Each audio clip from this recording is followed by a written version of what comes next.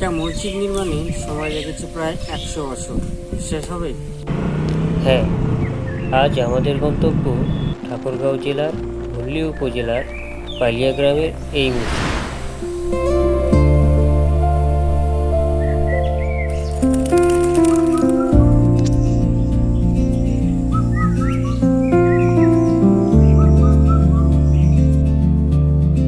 এই মসজিদটির নাম বালিয়া জামে মসজিদ।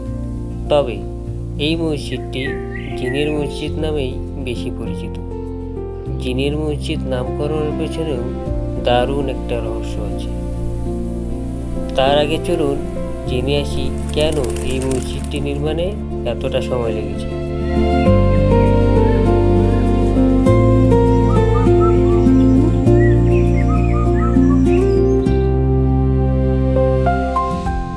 19 শতকের শেষ ভাগে তৎকালীন জমিদার মেহের বক্স চৌধুরী বালিয়া জামে মসজিদের নির্মাণ কাজ শুরু করেন। কিন্তু মসজিদ নির্মাণের শেষার্ধে স্থপতির মৃত্যুর কারণে থেমে যায় এর নির্মাণ কাজ। এরপর স্থানীয় কারিগরদের দ্বারা এর নির্মাণ কাজ পুনরায় শুরু করেন।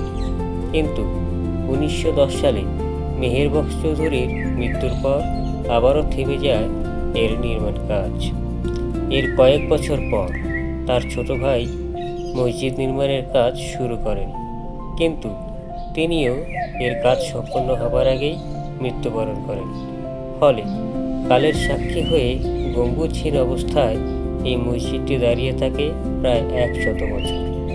অবশেষে মেহের বক্স চৌধুরীর প্রপুত্রী তসলিমা খাতুনের পৃষ্ঠপোষকতায় ও প্রত্নতত্ত্ব ইনস্টিটিউটের কারিগরি সহায়তায় 2010 সালে শেষ হয় এর নির্মাণ কাজ।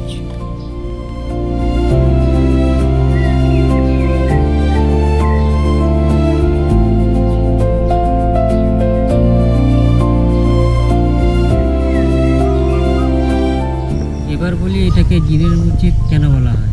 স্থানীয় লোককথা অনুযায়ী কোনো এক পূর্ণিমা রাতে এক ঝাঁক জিনের দল এই এলাকার উপর দিয়ে উড়ে যাচ্ছিল।